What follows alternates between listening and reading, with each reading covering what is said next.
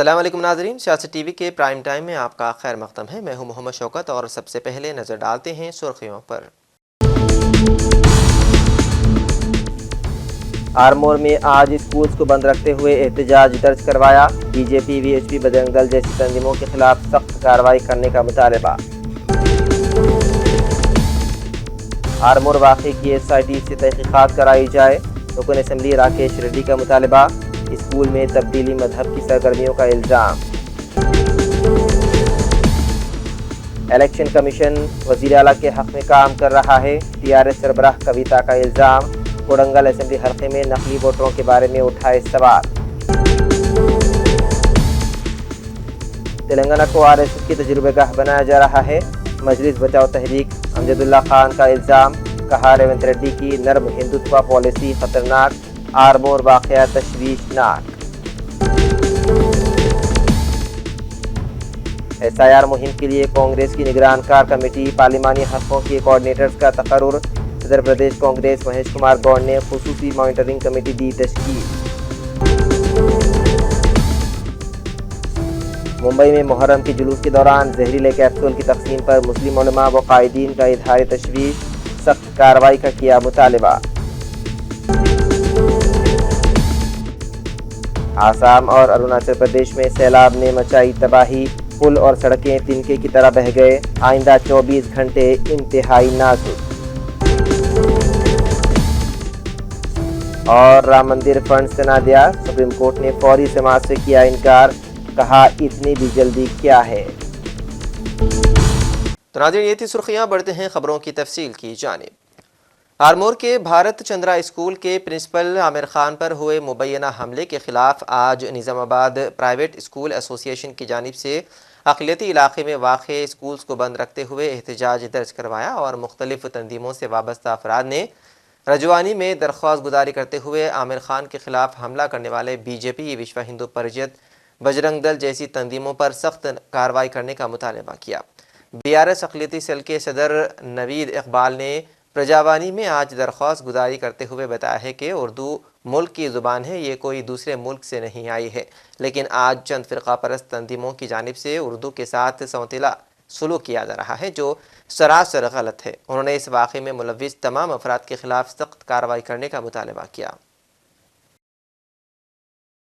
आरमोर के रुकन assembly party Rakesh Reddy ने आरमोर में हालिया पेश आए वाक़यात की खुसूसी तहक़ीक़ाती टीम के जरिए गैर जानिबदाराना तहक़ीक़ात कराने का मुतालबा किया। उन्होंने मुख्तलिफ मकामात से गिरफ्तार किए गए BJP कारकुनों और रहनुमाओं की बिलाशर्त रिहाई का भी मुतालबा किया।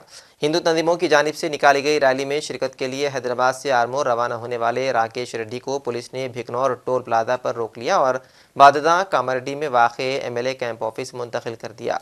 बाददा मीडिया से गुफ्तगू करते हुए राकेश रेड्डी ने कहा कि उन्हें आरमोर जाने से रोकना गैर जमहूरी इक़दाम है। उन्होंने इल्ज़ाम आयद किया है कि MIM, कांग्रेस और BRS एक इनफरादी वाक़े को मजहबी रंग देकर आरमोर के पुरअमन माहौल को ख़राब करने की कोशिश कर रहे हैं।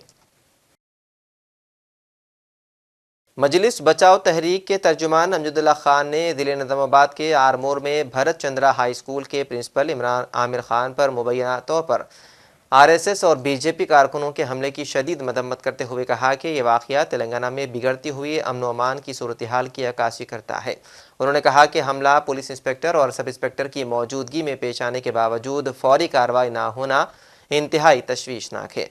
अमजदुल्ला खान ने इल्ज़ाम आयद किया है कि तेलंगाना को बदतरीज RSS की तजुर्बेगाह बनाया जा रहा है और वज़ीर आला रेवंत रेड्डी की नर्म हिंदुत्व पॉलिसी न सिर्फ तेलंगाना बल्कि मुल्क भर में कांग्रेस के मुस्तकबिल को नुकसान पहुंचा रही है।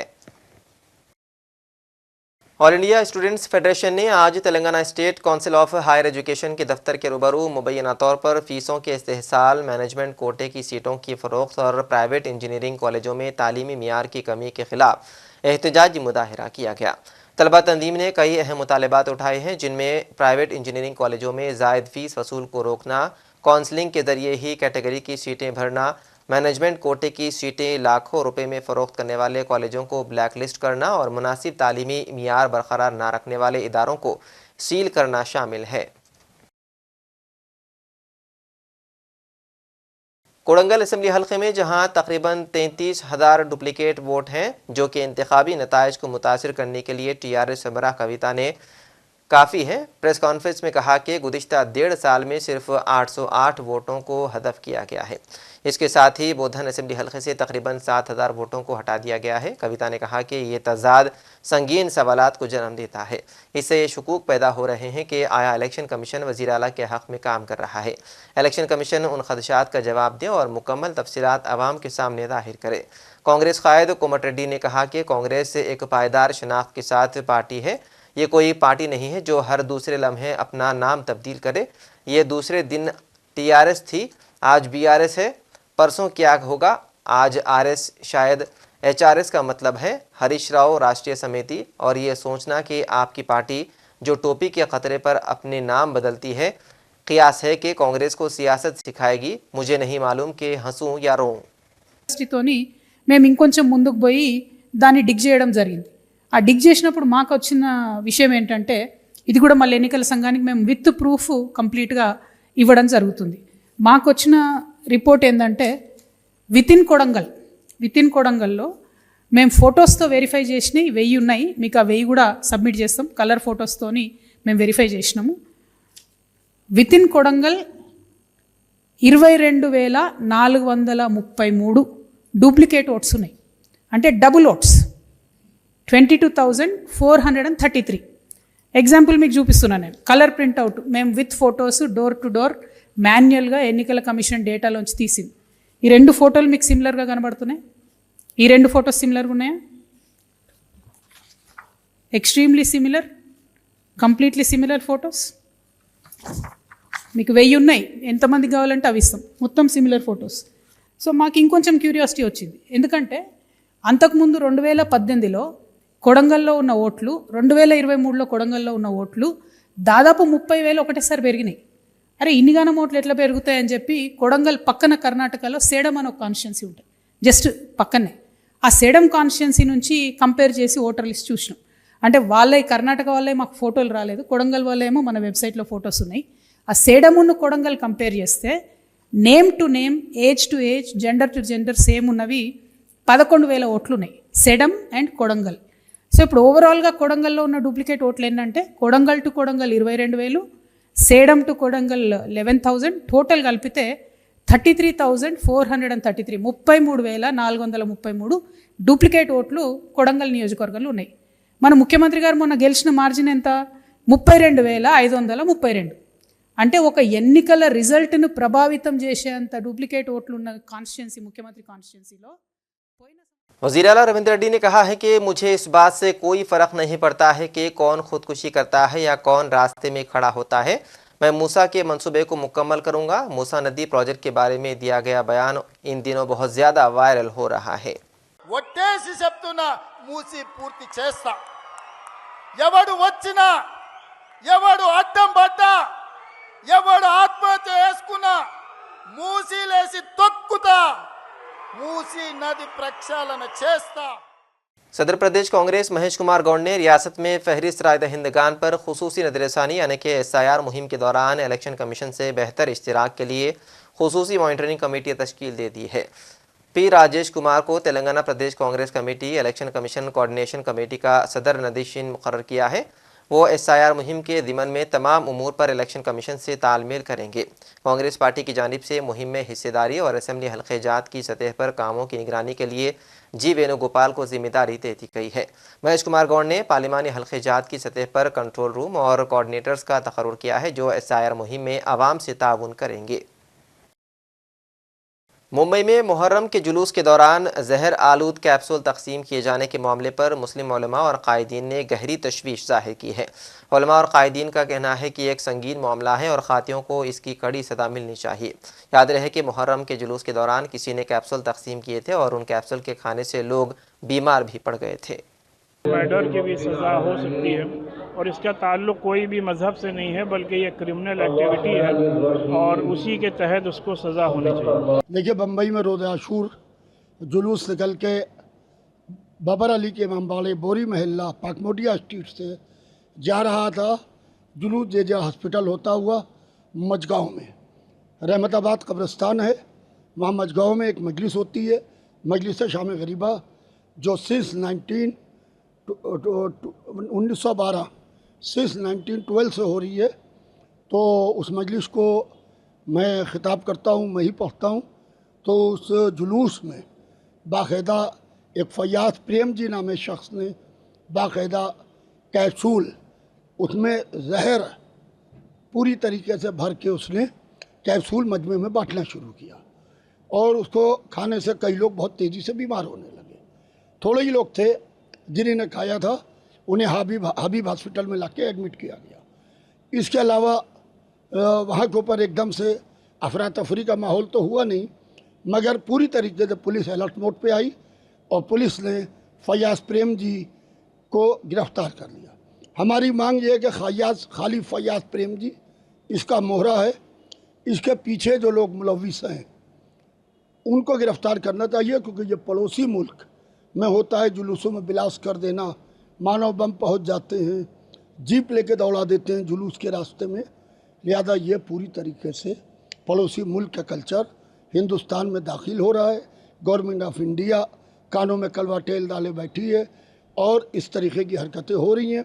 लिहाजा पड़ोसी मुल्क से जो साजिशें हो रही हैं इस पर होशियार रहने की ज़रूरत है। इस सिलसिले में मैंने Manoj Kumar Sharma ji, joint commissioner law and order Mumbai से बात की है फ़ोन पे, और मैंने शुमाल मशरक़ी की दो रियासतों आसाम और अरुणाचल प्रदेश में इस वक्त सैलाब ने काफ़ी तबाही मचा रखी है। मुसलसल बारिश के सबब आने वाले सैलाब और लैंडस्लाइडिंग से अरुणाचल प्रदेश के कई इलाके पानी में डूब चुके हैं।